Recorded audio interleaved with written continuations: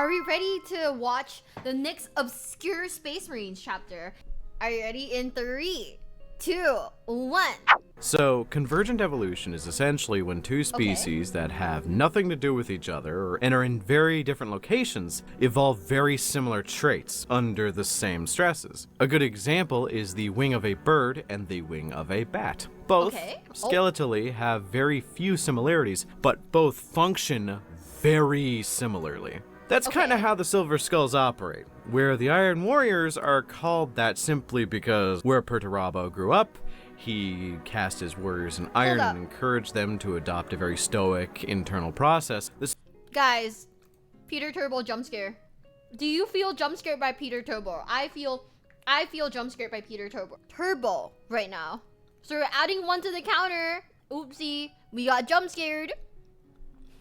Silver Skulls were a chapter of Space Marines founded on a planet known for headhunting. So as a natural extension of that, they tended to keep the skulls of the most dangerous opponents they had faced as trophies. And the most dangerous of all, kept in their chapter monastery, were dipped in silver to preserve them for all time. Thus, the Silver Skulls. You can see how both come to the same conclusion and end up in the same spot, but fuck me, I will never be able to explain why that skull shape is the one they use to mark their chapter, as that shit looks straight up torn off a shoulder pad from an Iron Warrior.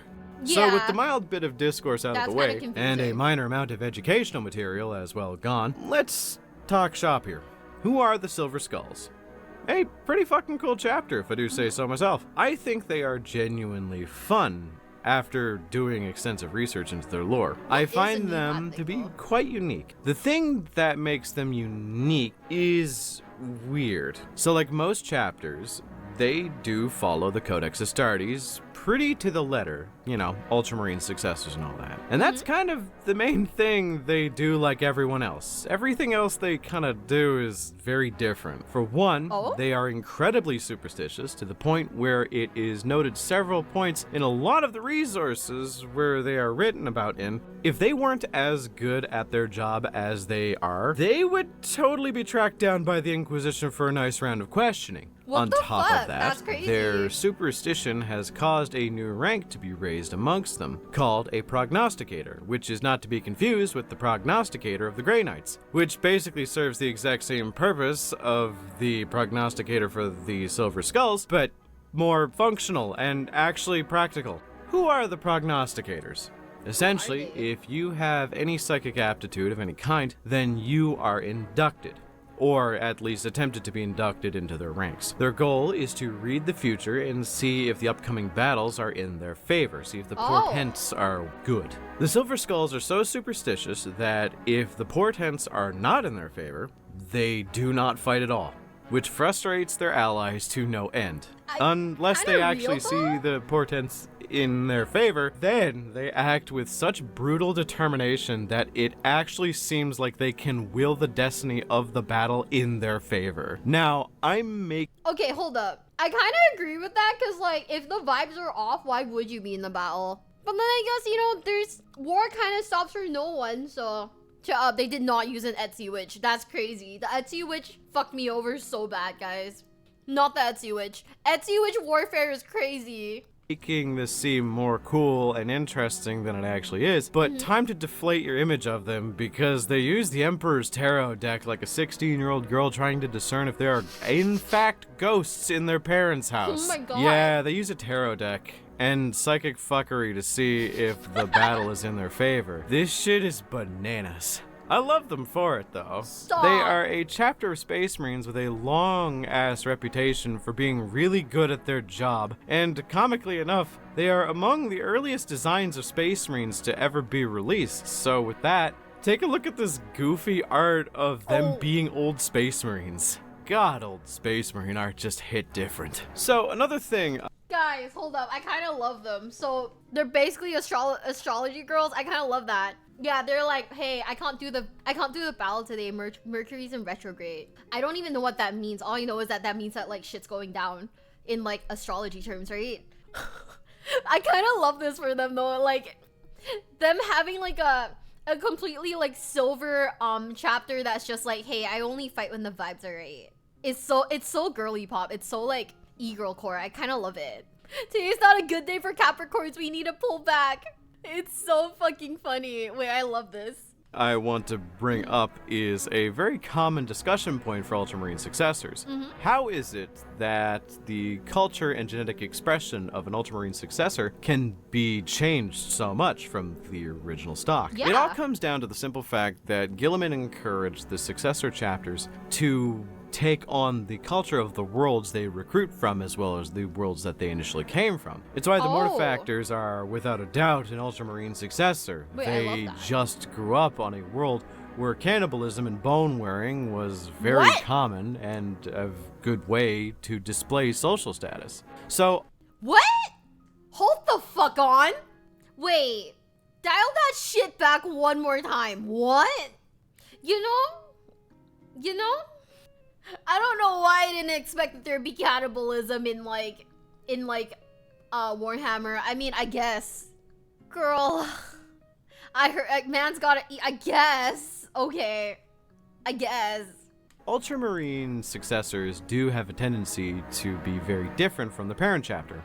Or just like the same as an Ultramarine, but spicier. To put it frankly, I like the diversity of cultures in them, but it's still weird that through all that encouragement, they ended up accidentally into Iron Warrior lookalikes. A few more interesting facts about the Silver Skulls before I go. For one, it's just their chapter pressure masters cornstarch. always have the same name, no matter how many hands it passes through. The name itself being Argentius, which must get pretty damn confusing after a little while, I'll say. They have a very feral style of combat. Instead of well thought out and defined lines of battle, they just tend to fight in smaller combat squads. I suppose it's more like the headhunting parties they would have had on their home planet. Did you forget that piece of lore Bricky mentioned in his video for his Space Wolves? You know, I think I forgot that piece of lore on purpose. The fact that like they learn plans from eating people's brains. I think I forgot that on purpose, guys. I'm not gonna lie to you. Yeah, I think I forgot it on purpose. For good reason too, guys. Oh my god. They are known for being almost savage on the battlefield, going as close as possible to their enemy to hopefully engage in glorious melee. And now it is but back. You're so right. if they don't really care too much, because big guns are really cool too, but bad for claiming the skulls afterwards. Yes, they sound like they're going to fall to Khorne at some point, but no, they won't, because for some fucking reason they have been around for centuries and nothing bad has ever happened. So do with that information what you will. And with all that in mind, the Silver Skulls are an ancient chapter of Space Marines with a dedicated micro fan base of people who adore the aesthetic of the Shining Silver Knights. I think they are cool, albeit a little plain for my tastes. Are they successors of the Iron Warriors? No. Are they even related a little bit? I don't think so. Wait, chat, hear me out. What if I went on a Tinder date or like a Hinge date with a guy and I just autistically word dumped Warhammer lore to him just to see how long he'll listen? Thoughts? That's what I do to get filter.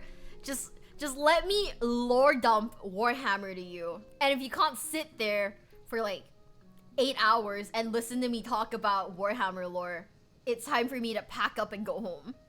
What if he dumps back? Then we must full commit. Not the uwu. We must commit, guys. We must commit to the bit. Imagine word dumping on a guy.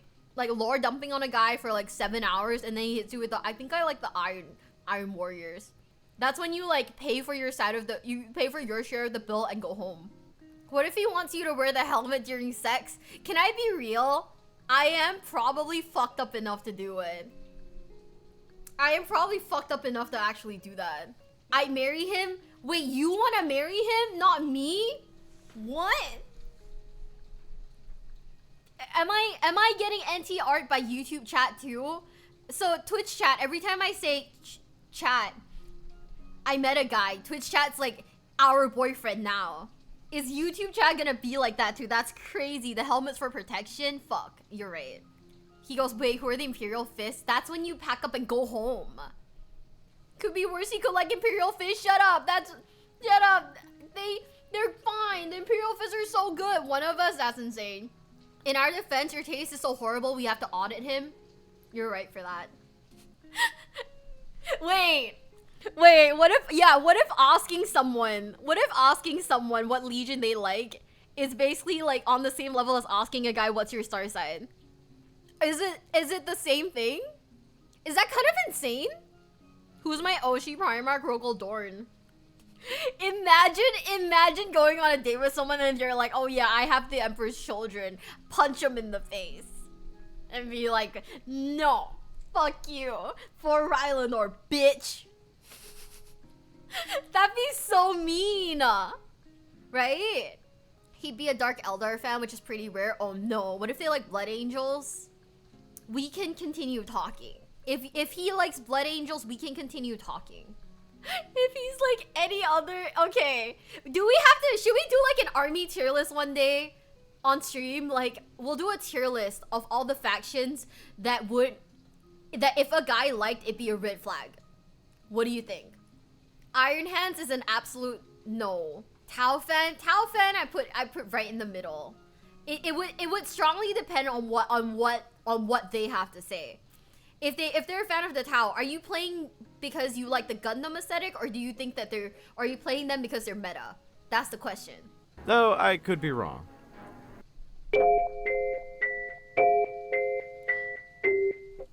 As part of me trying to make sure that people who pay for this content are happy, I am left with a very interesting set of choices to make. I have to balance the three options that most of these videos come with. Okay. I can make it unique, make it interesting, or just make it fun. If I were to make a White Scar Successors unique video, I would cover the Marauders, which I already did. And you all seem to like that.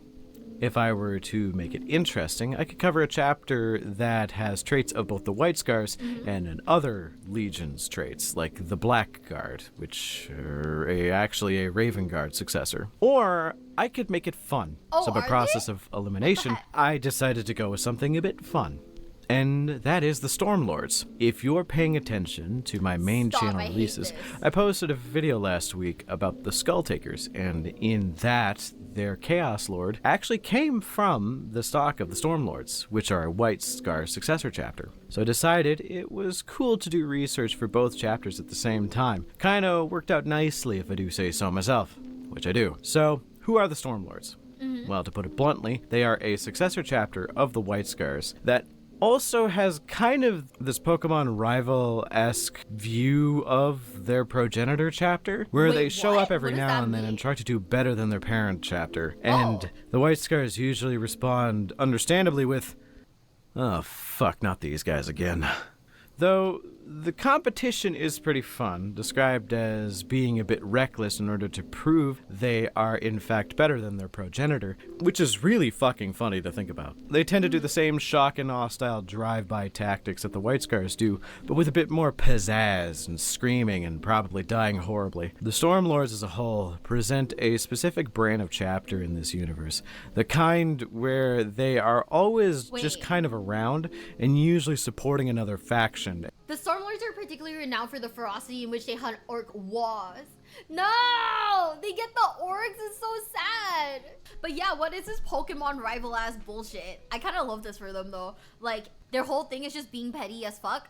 Real. And usually lend lore for other chapters to use, but they don't ever get the limelight that they usually deserve. I think every chapter in and of itself deserves some degree of a push to make them more present in the lore, because every single one of them has interesting stories to tell. You know the chapters that I'm talking about that don't get much attention. They are only there to play second fiddle to the original chapter they spawned from. The Angels of Absolution for the Dark Angels, the Genesis chapter for the Ultramarines. These chapters in and of themselves are very interesting, to say the least, but they do tend to only be included in stories about their progenitor chapter, and they don't seem to be that different from them, if I'm being completely honest.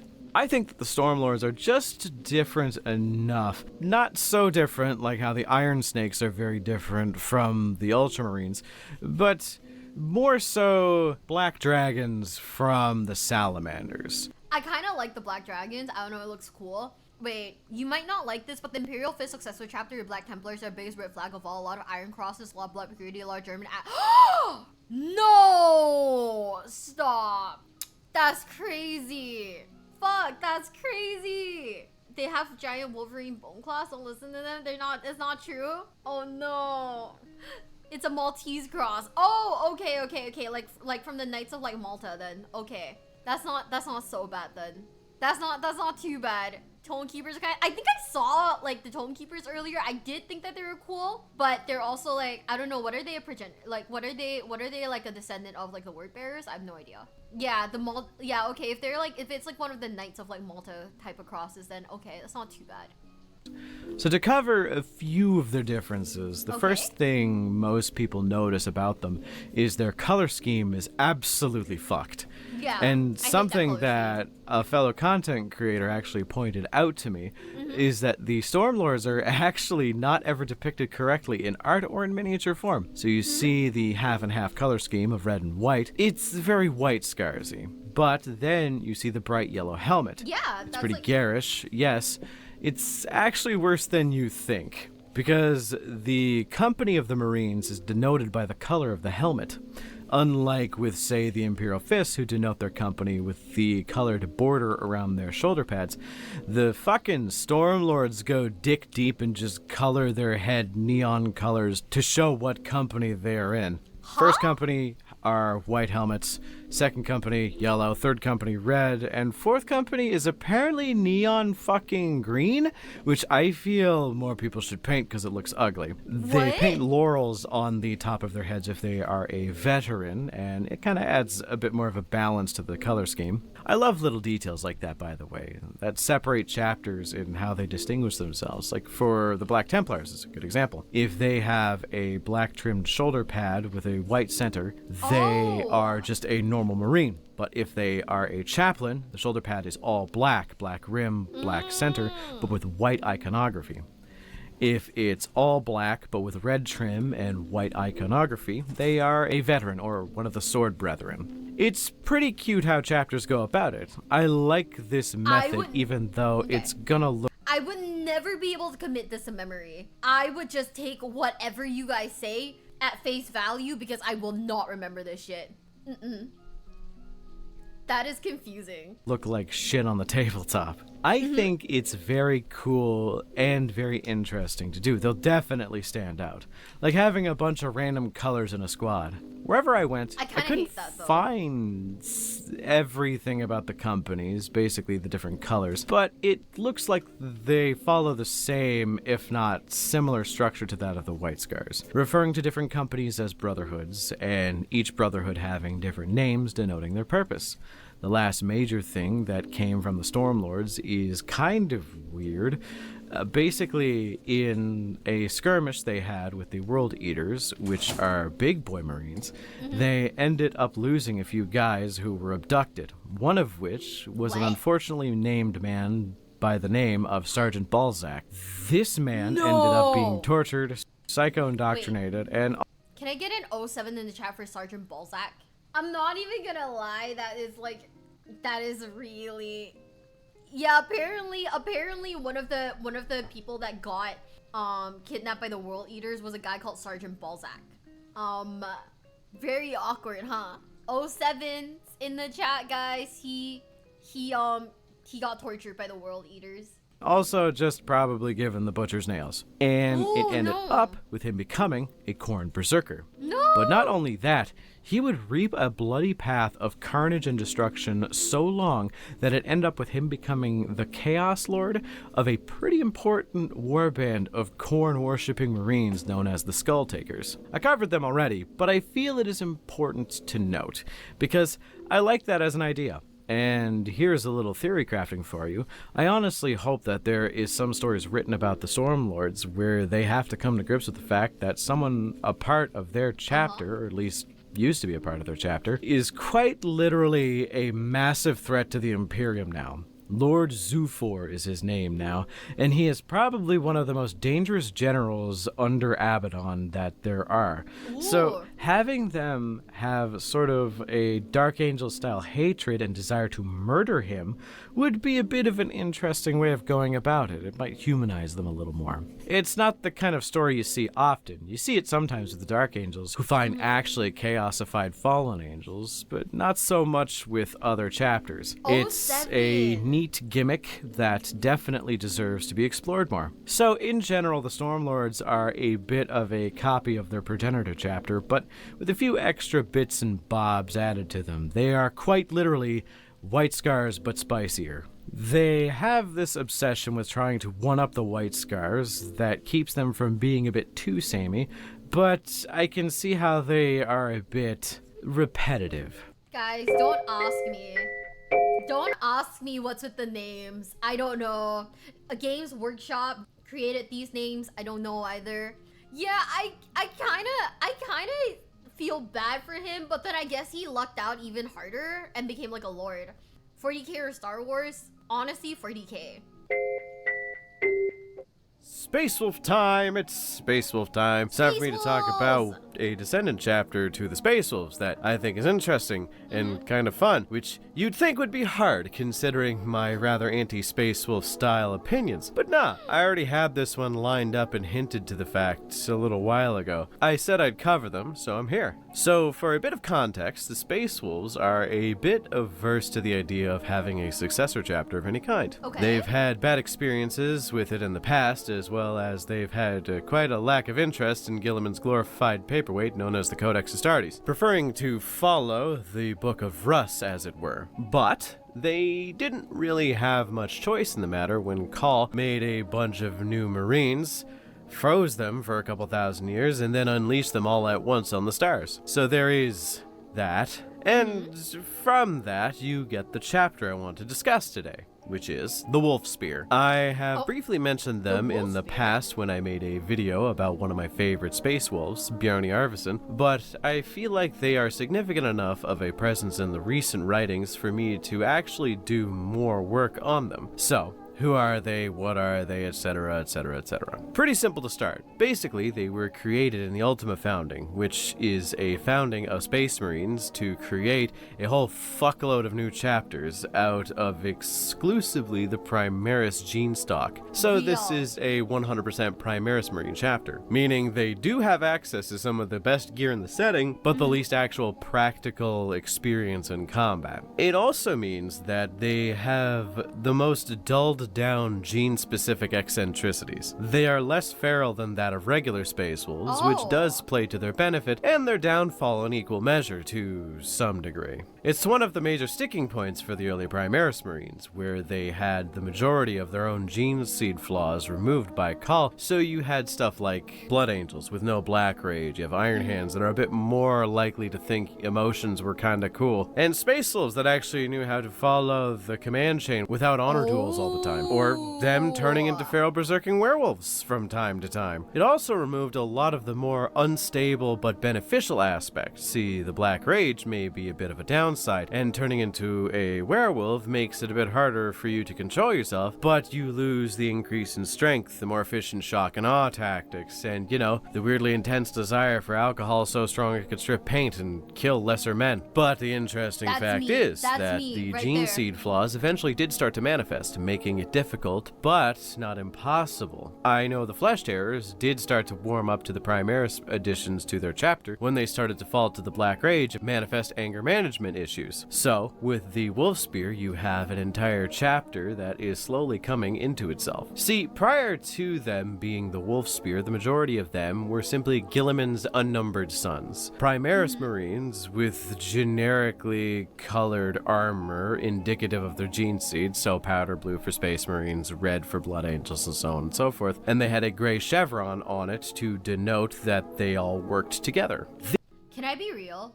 Initially, I thought that, like, the different colors of, like, the different Space Marines, this is, like, before, you know, like, we went on the deep dive and everything like that, but I genuinely thought that it kind of worked, like, you know how Mortal Kombat, like, how Mortal Kombat Scorpion and, like, Sub-Zero look like the exact same, except they just have different color schemes? I thought it was similar to that. I'm a little embarrassed to admit it, but I did think it was like that. I did think that that was the concept, so oopsie. But now I know it's Like that-ish? But not exactly? Well, oopsie. This was during the Indomitus Crusade, and they made up the bulk of the forces that were used to assist in that crusade. And from there, once said crusade was over, they broke up and divided the Marines to either their own chapters or to reinforce currently existing chapters. There are so many fucking Marine chapters made up from the Ultima founding, so there is a bit here to discuss. But my focal point is the Wolf Spear. Now that you have the context of their creation, the Wolf Spear, their name, coming from one of Russ's weapons of legend, are a chapter with a specific purpose in mind. See, a lot of Space Marine chapters are made to cover specific issues and regions. You have the Iron Snakes cover the Reef Stars, you have the Emperor's Spears cover the entirety of like Nemeton and Alara's Veil, but the Wolf Spear were created to cover a weird minor warp rift that spews out demons exclusively at night, known as the Pit of Raucus. It was kind of an ancient hole in the universe that connected with the planes of chaos, and at night would spew forth random demons from anywhere in the warp. Now, due to it being a bit cut off, it wasn't that big of an issue, but was a bit annoying to have a spot where demons could just pop in whenever they chose to. It is a bit of a conundrum. A lot of the Wolf Spear were a bit upset, feeling as if they were essentially just put in the middle of bumblefuck nowhere to take care of some random minor warp rift, instead of being at the head of some massive incursion force to go actually, like, fight the forces of chaos. But they have in history started to handle it in stride. They have kind of adopted this mentality I refer to as party all night, fish all day, where at night it's fucking go time, bros. The demons are here and it's time for the Wolf Spear to crack some skulls, which 100% there's just a girl sleepover summoning demons. You're so right, Fishing. There's just a girl sleepover summoning the fucking demons. Also, I would not live in the Warhammer 40k world. That's an insane question to ask, because we all know how shit ends in the Warhammer 40k universe. Why would I ever want to live there? I mean, I guess if they're happy, then, you know, party. What if we did Warhammer ASMR one day? But what would that even look like? If you're an orc, would you live in the 40k universe? No, because I die. Drukari Dommy Mommies? Oh my god. Warhammer ASMR is just an Inquisitor grilling you? That's crazy. You have to start with brother. That's so fucking funny. Okay. We will brainstorm on Warhammer ASMR and we will attempt that one day. outside of the losses they see, they do kind of enjoy it. You know, never-ending brute warfare is kind of the Space Wolves thing. And during the day, it's mostly just R&R time, with them relaxing, recovering their wounds, and deciding who gets to take the next shift fucking up the demon hole. It ain't much, but it's honest work. They have had some interesting adventures where Space Wolf emissaries showed up to judge their Space Wolfiness and see if they're worthy of being called a chapter of the Space Wolves. Initially, the Wolf Spear captains were like, fuck this, you don't gotta say shit, we got a job to do. To which the Wolf Priest in question pulled out a census and was like, aight, cool, I guess you're off to it then. To which a few Battle Brothers immediately moved to say their captain didn't know what the fuck he was talking about and wasn't even from Fenris, so pay him no mind, we trained him wrong as a joke. It was a cute story, and it ended with the firstborn Marines fighting alongside the new Wolf Spear Primaris Marines during the Party All Night segment of their schedule, and honestly having a great time doing so. Though, it does bring to mind the fact that these Marines, after like 100 years of doing this, are gonna be so fucking overleveled. They are consistently fighting nothing but the strongest enemies the Imperium can face, and consistently winning every night. Give it some time, you're going to have Super Marines at some point. I want to see them do a buddy cop movie with the Exorcist and the Grey Knights. That'd be so fucking cool.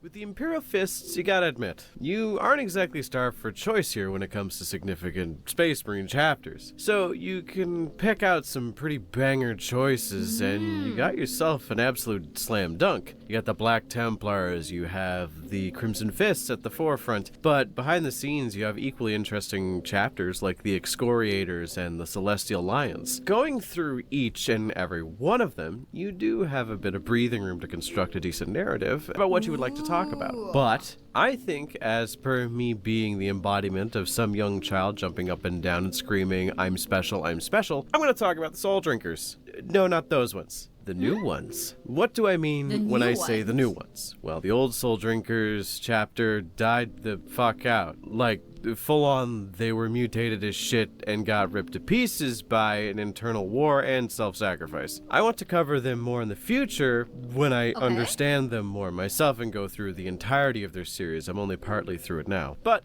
guys, they sound evil as fuck. Soul Drinkers and their Imperial Fists? They sound evil as fuck. What? Okay, that's crazy. Just keep watching. Okay. Deeper than that? Oh, I'm locking in for this. Hold up. one thing that I do know a lot about is that during the Ultima founding, because the Soul Drinkers in the eyes of the Imperial Fists redeemed their honor, they were given an honorary successor to carry on their name and their colors as well as their lineage. Thus, the new Soul Drinkers were formed, which are 100% confirmed to be Imperial Fist gene stock, which you think wouldn't really be up in the air, but their gene seed lineage was up for debate towards their end, as they were so mutated that their gene seed was tested and did not come up as Imperial Fists. What? Or so you'd think it was because of the mutations. Wait. We'll come back to this later. It's a bit vague, but that's the thing. I am covering the chapter of Space Marines that was erected in their honor during the Ultima founding. Quick side note. What is the Ultima founding? It's when Big Daddy Call unfroze thousands of Space Marines that were newly minted Primaris gene stock to reinforce the old chapters as well as create new ones. There are set chapters made during the Ultima founding that are 100% Primaris Marine from these unfrozen lads, and the new Soul Drinkers chapter is one of them. Now, you'd think there wouldn't be too much to bring up about them, and you'd be half right. There are small tidbits of lore here and there, but they all kinda come up as a mixture of a continuation of the Soul Drinkers lore and setting the table for some kind of new travesty to begin. What do I mean by this? Well, in a lot of the new stories, there is this idea that the old Soul Drinkers were very much obsessed with the idea that they might in fact not be successors of the Imperial Fists. It's what they had raised their entire chapter upon. See, being a second founding Imperial Fist successor chapter comes with a bit of prestige. Like, with the Ultramarines, you can be a second founding successor chapter, but damn, dude, there are a lot of them already, and not many of them are that interesting aside from, like, the Iron Snakes or some shit. But with the Imperial Fists, there are like 5 chapters, and each of them read like a Space Marine's greatest hit album. Crimson Fists, Black Templars, Excoriators, and the Fists Exemplar are all kinda well-known names, and for the Soul Drinkers to imply they are a part of these illustrious ranks would be kind of a big deal. Since it was never confirmed then, there has always been this long-lasting implication that they were just misled by some Zinchian trickery. Well, due to some interesting developments, we got a hint that they are definitely successors of the Imperial Fists from long, long ago, and also were one of the earliest. So how do we find this out? Basically, in the early days of the new Soul Drinkers, they were sent to bring a recently emerged Chaos Separatist faction to heal on a small planet in the middle of fucking nowhere, which they succeeded in. Now, this success served 2 major purposes. One, to quell the rebellion that was happening there. Basically, a rebel psyker was given power to influence the masses and wanted to stage a rebellion to murder fuck the universe as long as he could. It's somewhere between Slaneshi fuckery and Zinchian trickery, but the other half of this was that the Inquisition was testing the new Soul Drinkers to see if they were on the level and worthy of getting their sense of honor back. I'm sorry, what? So were they like led to believe that they're Imperial Fists, but actually they just want to, but actually call on to be all like fucky wucky and be like hee hee traitor gene seed? My eyes started getting like cross while listening to this. I was like, huh? That's crazy. The story goes, they squashed the rebellion because, I mean, at this point, it's something Space Marines are pretty amazing at doing. There's an entire series about it. And from there, you have them be given an ancient relic. It was a scrap of cloth that was depicting an ancient ceremony of the Imperial Fist's successors, known simply as the Feast of Blades. The Feast of Blades is unironically one of the most badass traditions in the entirety of all Space Marines. Essentially, every single successor of the Imperial Fists is supposed to send in a champion to a set location. It's this massive combat tournament to see who is the best in melee, which I assume is the Black Templars, usually, but I digress. The winner gets a relic known as the Dorn's Blade to bring back to their chapter, and also a great deal of honor. So this scrap of cloth was depicting the Feast of Blades from thousands of years ago. There was the second founding chapters doing battle on it. There was also one Space Marine at the bottom corner without armor on, but on his chest was a tattoo. That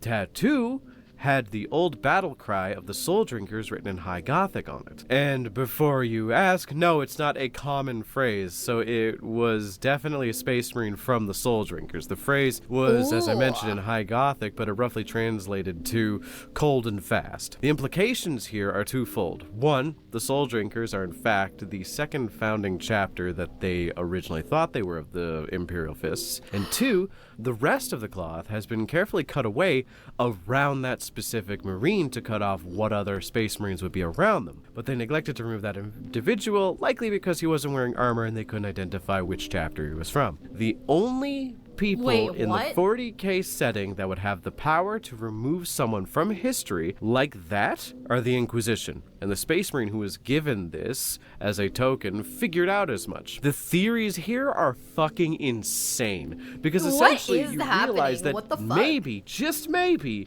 Tzeentch only played a part in the erasure of the history of the Soul Drinkers, the loss of their most precious artifacts, and the fact that their gene seed tests came up impure. What if it was all just a work by the Inquisition to delete this chapter from history? The implications of that could mean some more interesting things for the setting, because if they got caught doing it once and admitted that they did this because a Space Marine chapter did a good job once, then what other chapters are they hiding the history of? I don't think we will find out for a while, but I do think that the other thing that happened at the end of the campaign that they were waging is just as interesting. So one of the Space Marines who ended up dealing with the Mad Psyker who was manipulating the population found the journal of this Psyker. They located it on his body once they were tossing said bodies from the entire conflict into funeral pyres. He briefly contemplated throwing the journal into said fire alongside its deranged writer, but it turns out the old desire for knowledge that came with the original Soul Drinkers is still there, baby. Because he ended up keeping the book, which has some equally grim implications as the banner fragment that was discovered. Does this mean they are once again doomed to fall to chaos? Maybe. Does this mean they are under the eyes of another chaos god? Probably. Does it have to be Tzeentch?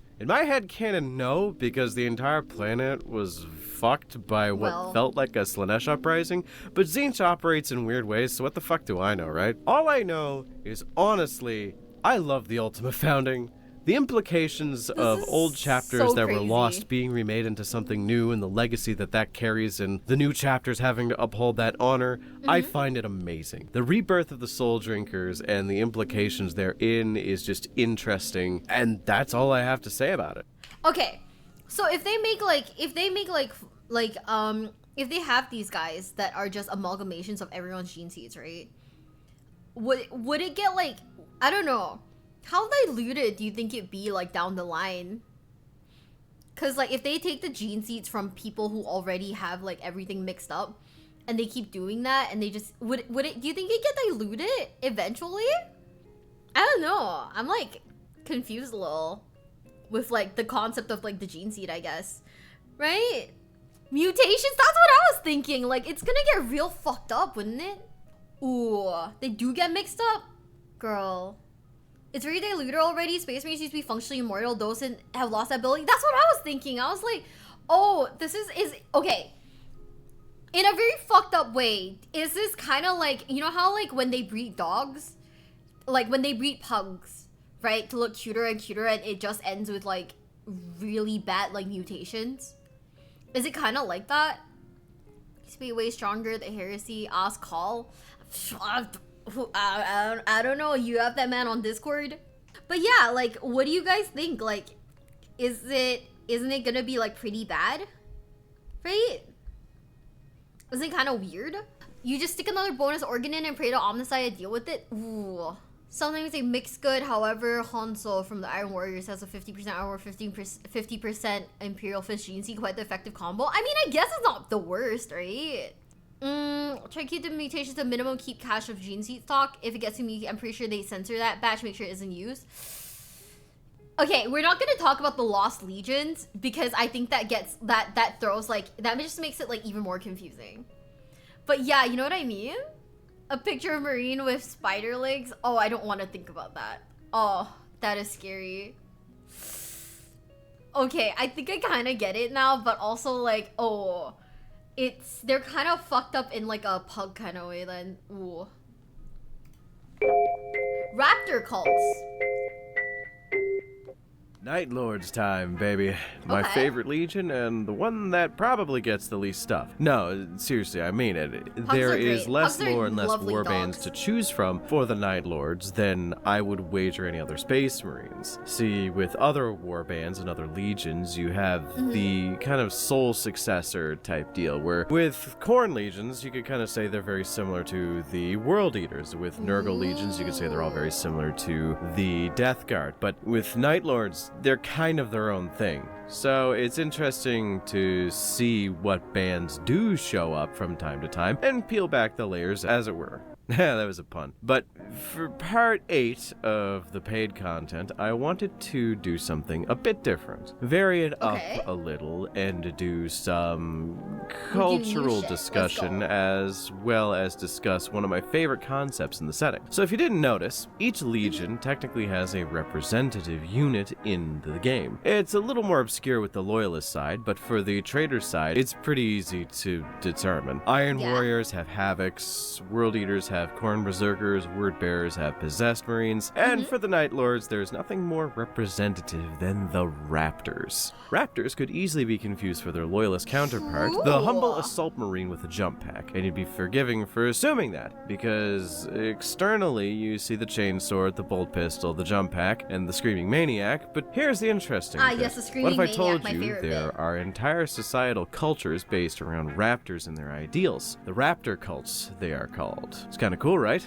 Okay, so let's take it back a bit and discuss the specifics here. So in the beginning, there were the Night Raptors. Night Raptors, as a unit in the armies of the Night Lords, they had a certain specialty. So the Night Lords as a whole specialized in terror tactics, scaring the living shit out of you until you couldn't fight back through slow, methodical raids and campaigns. So they would do that, and it would usually be pretty effective. Sneak in, kidnap a few thousand presidential candidates or their kids, flay them alive on television so people would know what you were capable of, and usually they're very much less liable to fight back. But what if you said, fuck it, we ball?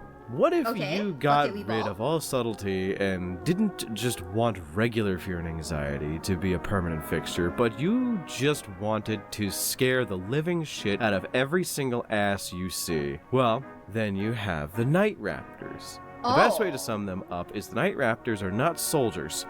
They are murderers. They enjoy the hyper-fast, ultra-aggressive movements of the jump pack assault and prefer to run in with modified speaker grills to scream so loud that it bursts eardrums and sometimes even organs if you're close enough to one. It wouldn't the Five Nights at Freddy's? Are they just is this just basically Five Nights at Freddy's light? Hi besties, it's me, Miwa, and if you're enjoying today's video, please consider subscribing, okay? Like, please, times 1 billion. I'm like, really asking this of you, ne? What is this? They jump scare you to death, I guess.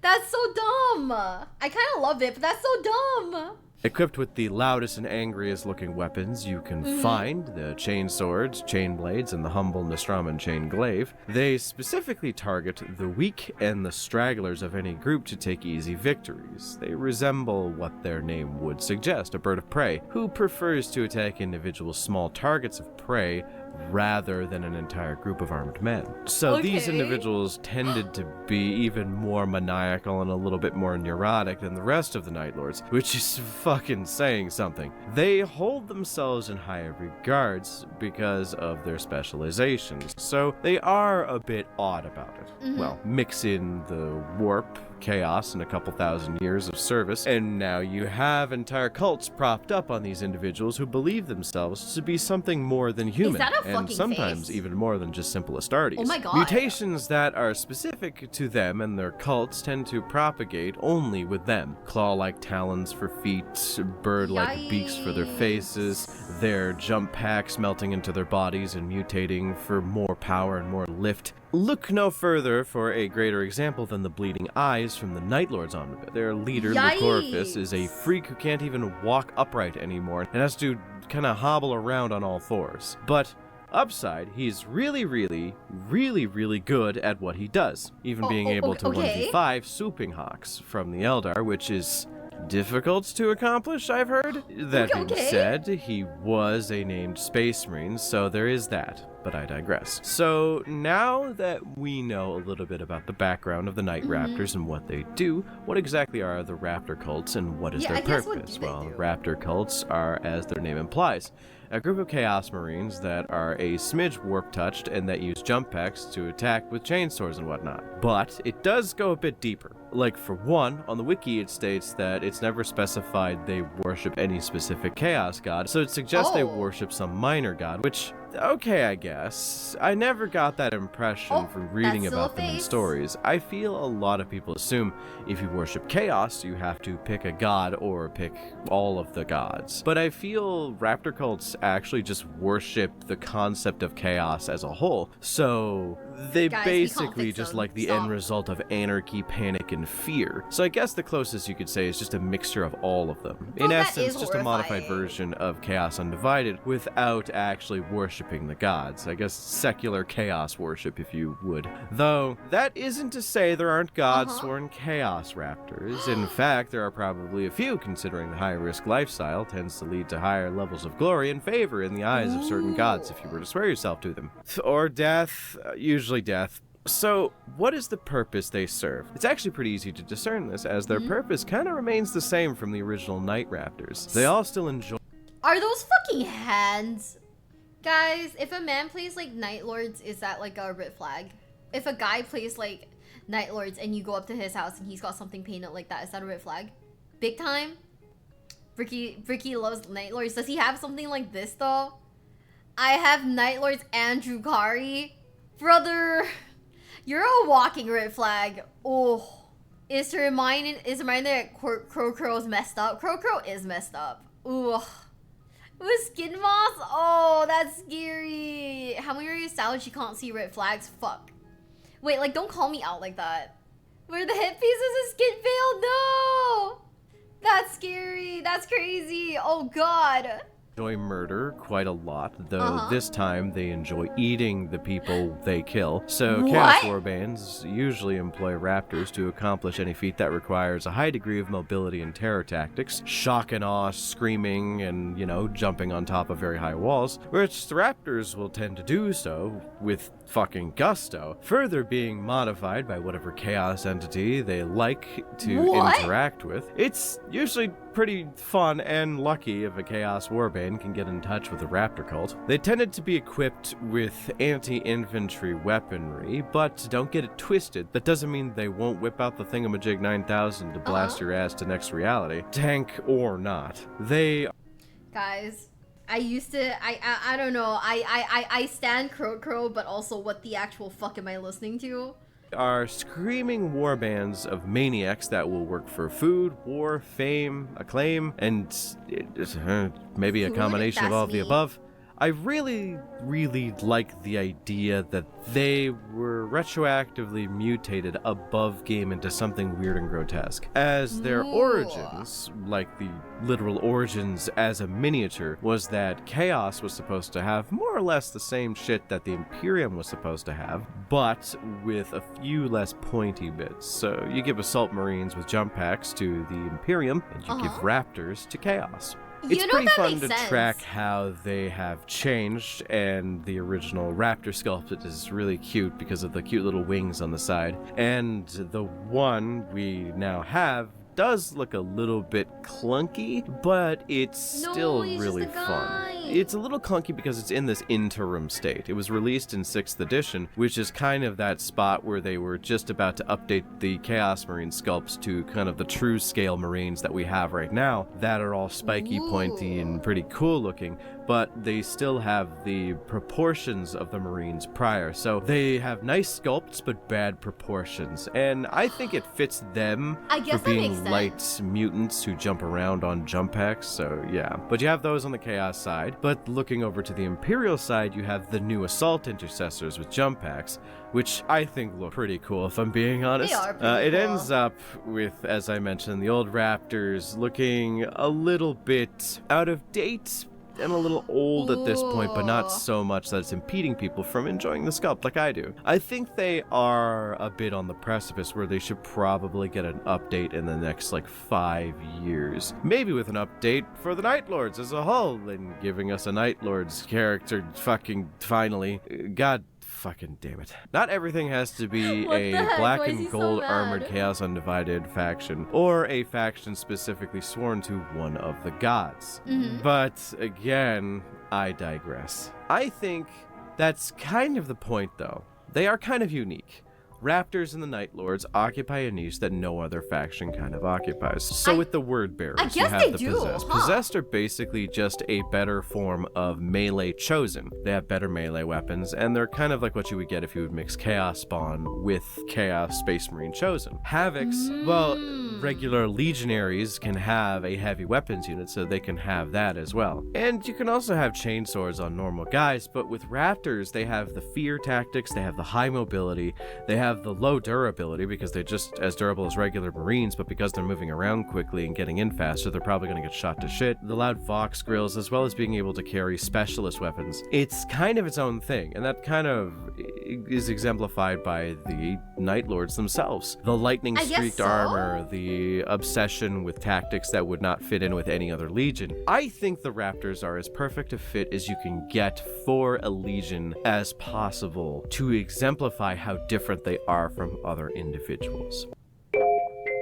I guess?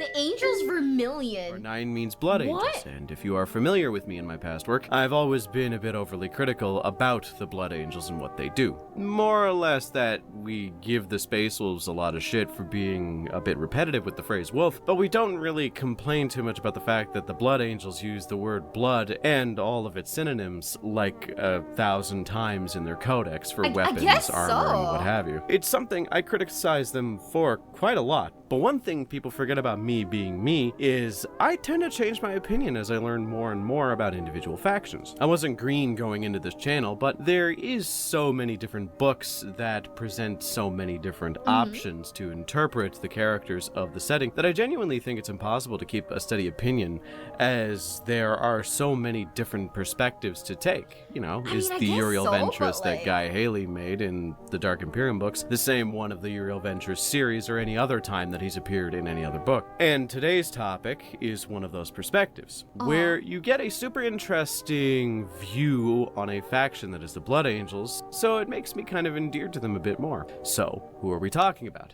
The Angels Vermillion. They are a second founding Space Marine chapter that is Codex compliant, and they have one of the more interesting histories in the entirety of the lineage of the Blood Angels, which is an interesting thing to say. The Blood Angels' successors are some of the more interesting chapters in the Imperium, and I can even admit that wholeheartedly. I like a lot of Blood Angel successors.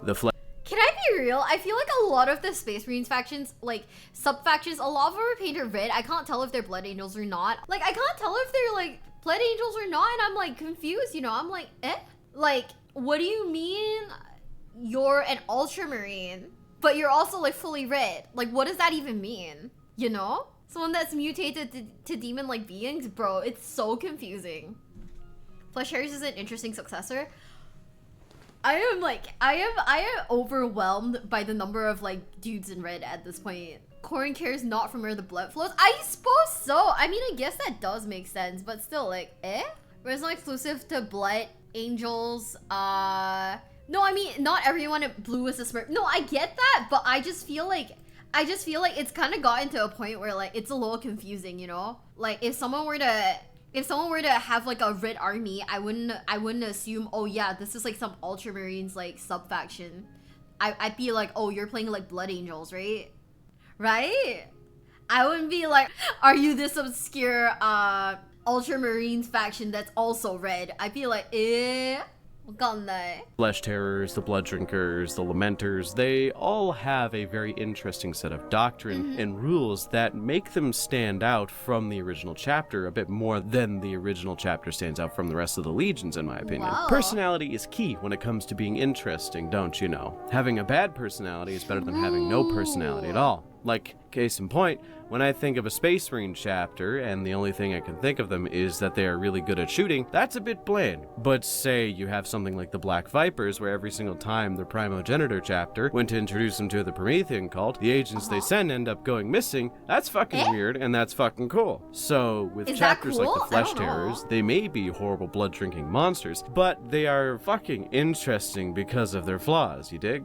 So, I with guess that in so. mind, let's discuss the Angels Vermillion. The reason I bring all that up is because the Angels Vermillion are categorized by their deep-seated loathing of their gene lineage and even their mild contempt for Sanguinius as a whole. They see the curse of the Red Thirst and the Black Rage as the worst affliction they could have ever been bestowed. They don't see nobility in it. They just see it as a hindrance to their job and actually blame Sanguinius for this curse happening to them. Though, alongside that, you have a very interesting fact, which is that they have one of the lowest rates of falling to the Black Rage out of every single Space Marine chapter in the entirety of the Blood Angels lineage. Not nearly as pristine as the Lamenters, but they are pretty damn close. See, they found out relatively early that drinking blood from time to time not only stems the flow of the thirst, but it also keeps them strong to some degree. They do detest this, and though this may not seem significant, trust me, it gets fucking worse. So, for one, they conduct a ritual. I believe every year or so, if I'm remembering correctly. This ritual has a rather dramatic name, which is the Sorrowing. Essentially, the Sorrowing makes them get a shitload of chapter serfs and menials and other slaves into a single room with a massive pool in the center.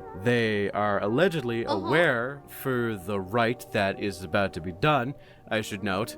Allegedly, they then flay every single one of these people alive, cast the meat and blood into the massive pool that I mentioned, which the chapter will then bathe in. But to make things weirder, every single one of the members of the chapter make small cuts on the veins and arteries of their body, on their arms and legs, so that they can bleed and add their blood into the pool as well. They also drain the blood of a sanguinary priest till he is almost dead, and then they just kind of steep in it until they feel a bit better. The remaining bloody slurry, once they leave, is then turned into kind of a combat nourishment hooked up to their power armor to be released during battle. And it's kept them from falling to the Black Rage for the most part. So I guess it's a good thing, right? They treat the bones of those who sacrifice themselves for the chapter as the bones of martyrs, very important individuals to the chapter, are eternally respected for their sacrifice. The rite is done to prevent the eternal thirst from getting worse. They do still fall to the Black Rage from time to time when blood supplies run dry, but it is to a diminished capacity than normal. So the final thing to know about the Angels Vermillion is that they do not enjoy working with other Marine chapters. They prefer to keep to themselves, as it helps keep their secret shame aside, as the Sorrowing as a ritual is probably a little bit heretical, I will add. But that being said, it hasn't stopped them from being at least mildly chivalrous and actually supporting other chapters of the Blood in order to survive some horrible calamity. They want to keep their secret just that, a secret. Because if they don't, there's a chance they will get excommunicated, which in the past has happened more often than you'd think for Blood Angel successors, or maybe you'd think it does happen a lot, as the Blood Angels tend to be a bit extra on most things involving warfare, so civilian casualties tend to happen. It is alluded to that Commander Dante is actually kind of aware of the sorrowing, or is at least aware that something is going on that probably shouldn't be with them. Now, who am I to say what Commander Dante should or should not be concerned with? Because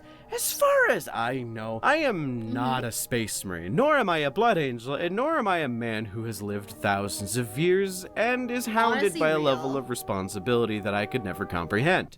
But if I were to say maybe a chapter that was probably just maybe a little bit involved in some degree of heresy that you should probably investigate more than the Angels Vermillion, I would probably maybe just kind of sort of point out the blood drinkers and the fact that, for one, they're all hairless and look like Nosferatu, Really? with especially dry skin and bald scalps and giant teeth and pale skin, and their chapter master's name is fucking Orlok, but also they are the ones that have engaged in an incredibly actually heretical action in order to slow down the Black Rage, similar in concept to that of the Sorrowing, but the Rite of Holos is a bit worse. They ended up making a deal with, How does it get worse? Yeah, Kairos Fate Weaver, you know, the fucking crater demon that whenever they fall to the Black Rage, 1 in 10 guys sees Kairos instead of Horus, and he just offers them an easy way out of the Black Rage instead of falling to it, which they have all disagreed to at this point. Oh, It might not okay. be like that forever.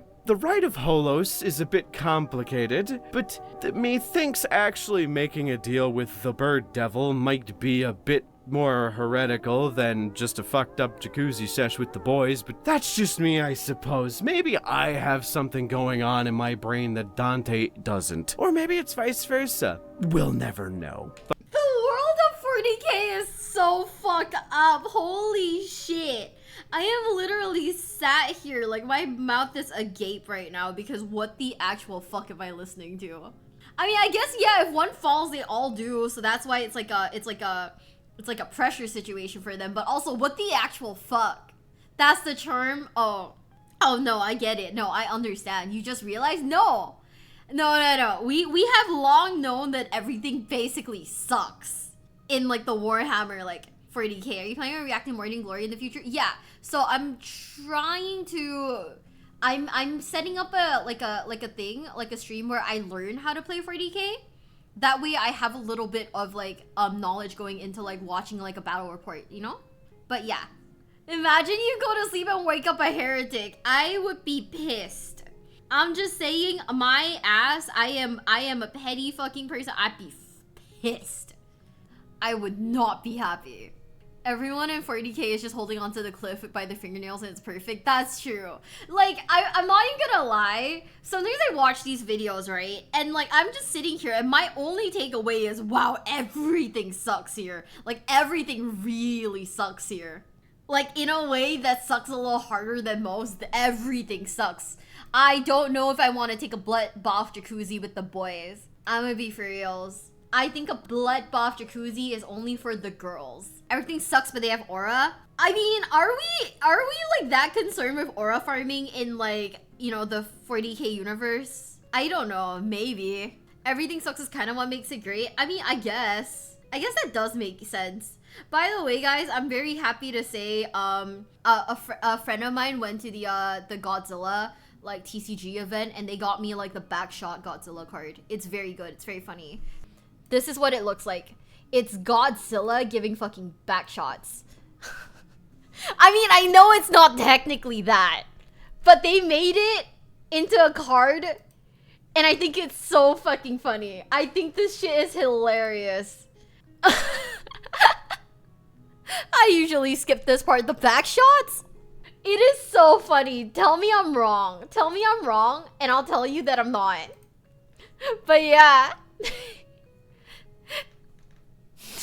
It's so stupid. And Dante's just right there. He's with you guys. He has blood in his eyes. When I saw that, I was like, I had to have it. He said it alluded to Dante knowing about the sorrowing. That's incorrect. Dante knows damn well what they're doing thanks to the chaplain he sent to investigate.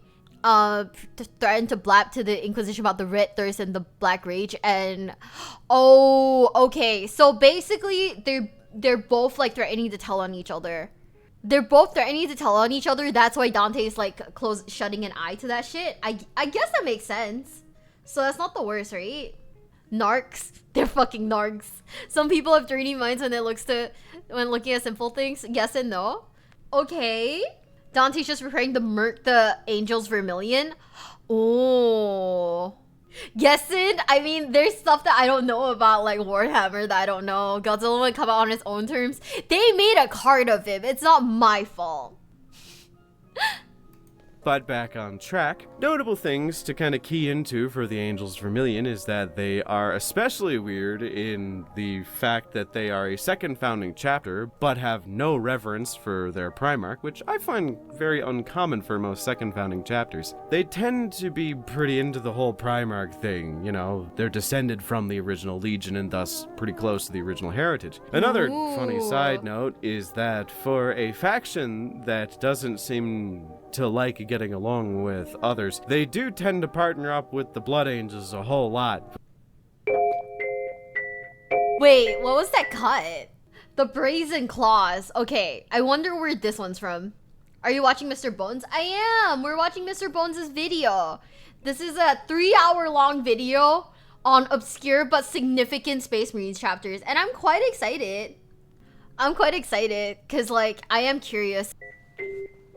So when it comes to Iron Hand's successors, you tend to see a lot of the same shtick from time to time. Basically, it's all the flesh is weak, and then the Star Dragons did their thing, which is neat, I guess. But they tend to be based heavily around the original structure of the Iron Hands, especially with each major company of the Great Crusade era Iron Hands being based around the clans found on Ferrus Manus' homeworld of Medusa. So with that in mind, we are going to be covering a second founding Space Marine chapter that is actually descended from one of these clans rather than just being inspired by them, the Brazen Claws. I picked these because I find them incredibly interesting, and they are honestly one of the more important chapters of Space Marines as a whole. Stop. I'm fairly certain I've seen like ice lollies in those colors at the grocery store.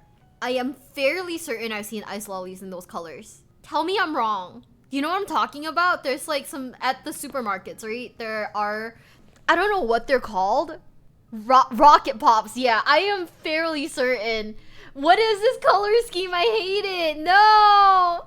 Look, Games Workshop can be uninspired at times. The ice lollies are insane, by the way. What is this? I kind of fuck with that. But also, it's very funny. There's more that look like this.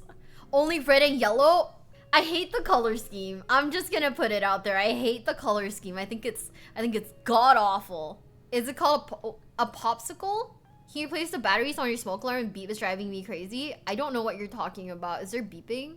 It's a classic Bretonia scheme. Multicolored crotches upset my sense of taste. I think this is just really ugly. I think it's just insanely ugly. I just think it's really, really ugly. I don't know. Like, I wouldn't... It's ugly, but it's not ugly enough that I, like, tell someone that this is ugly. You know? Blue with red accents Captain America, though, therefore awesome. Not like this, it isn't.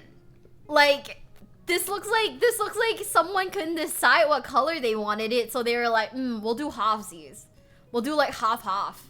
It's kind of insane. Whole to the setting, thus their inclusion in this series. Who are the Brazen Claws, and why are they so important? It's both easy and hard to describe, but let's talk about something a little more intangible to describe. Basically, the Brazen Claws are probably the most well-known Iron Hand successors of all of them. Now, they may not be the favorite of the entire fan base, but they are very much akin to, like, the Nova Marines of the Ultramarine side of things, where if you see the color scheme, you kind of see it and go, huh, I know these guys. I call it the Howling Griffin effect, where you have in fact seen them before, you just never spoke to someone who used them. So what separates them from the Iron Hands in terms of just chapter aesthetic? Aside from the fact that they have a really fucking cool quartered blue and red color scheme, they do have a lot of interesting differences, but the main one can be summed up in a bit of a comedically reductionist sentence that is essentially They are Black Templars if Iron Hands. Which is not 100% correct, but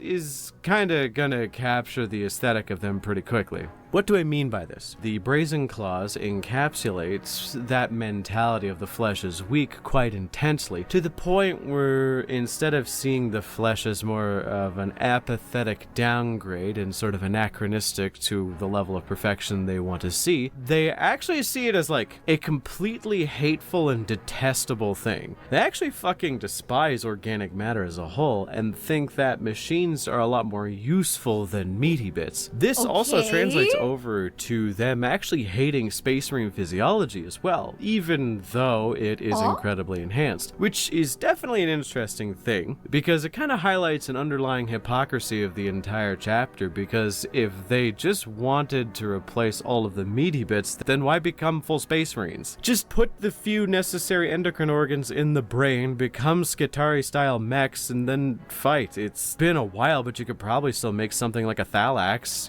It would be fine. But I digress. They are a vengeful and angry chapter, one of the most bitterly angry in the entirety of the Space Marine chapters that exist in the setting, if I'm being honest. I'd even go as far to say they have a lot in common with the modern Iron Warriors in how they go about war and go about all other aspects of life and living. They are brutal, violent, and try their hardest to simply be just living weapons, essentially, which is probably the best way to see them. But if you are going to see them, you probably will die for your weakness anyway. Because their hatred doesn't just extend to the meaty bits, it extends to the reasoning behind hating the meaty bits. They hate the concept of weakness as a whole. They respect strength, but not in a really outward kind of way. So, say your city got invaded by a chaos uprising, and you held out as long as you could. The Brazen Claws show up, win the fight, with maybe like 20 survivors left in the city, and then they execute you and the rest of the civilians because of your weakness and your inability to actually like survive a fight with chaos on your own. The main fun bit about these Marines is they actually lost their home world to an influx of chaos. This influx, in the long run, weirdly enough, probably did more harm to chaos than it would have if they just left the Brazen Claws alone. See, the chapter survived, and they wanted to make that chaos's problem for as long as they could possibly stand. And what happened after is they immediately beelined for the Eye of Terror in order to kill, maim, and burn every single fucking chaos worshiper and demon they see until the chapter either died or was sent back, or they just got bored. They even tried to help with the destruction of Cadia and fight off Abaddon's 13th Black Crusade, but they weren't really close enough to engage in the main battlefront, so they ended up supporting some of the Cadian ancillary planets, which is nice. The whole being in the Eye of Terror thing ended up lasting for about 20 years of their time, which was fucking 20 years of non-stop war and demon murder, which might not seem like a lot in the grand scheme of the 40k setting, but you have to consider that the Horus Heresy itself took place in less than a decade, and much like the crusade that the Brazen Claws went on, it was non-stop fucking war the entire time. So when the Brazen Claws inevitably left the Eye of Terror, realizing they could kick more demon ass if they had more dudes, they found out that the 20 years they had experienced was actually 40 years in the Greater Imperium. See, being near the warp kinda does that to time for some reason. With that in mind, it was kind of a shock to them. Still around and still engaging in the long war of trying to murder fuck as many chaos worshipping pussies as possible. They are one of the most aggressive and, for lack of a better way to put it, explosive chapters of Iron Hand's successors.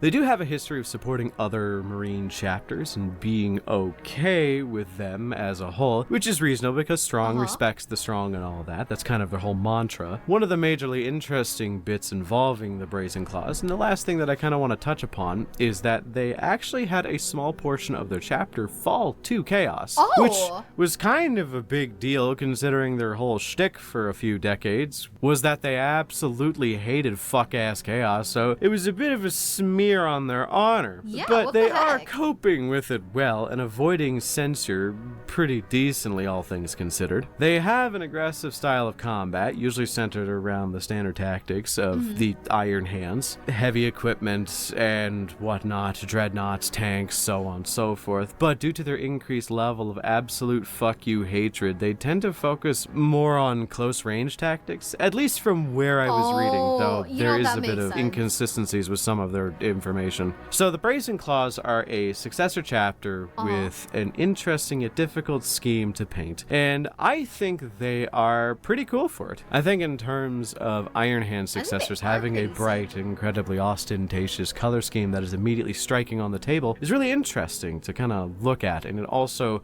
kind of aligns themselves well with using a bunch of more dangerous and brutalistic tactics like combat dreadnoughts instead of hellfire and range dreadnoughts. Another interesting point that I can't really fit anywhere else in the video: they paint their first company veterans with white helmets, which I think makes the whole paint scheme look a little silly, but oh, fuck it. Look at that. That looks cool. Looks so what do you think? goofy. I think it looks hate cool. that. So, the Brazen Claws are a classic chapter with an interesting yet difficult scheme to paint.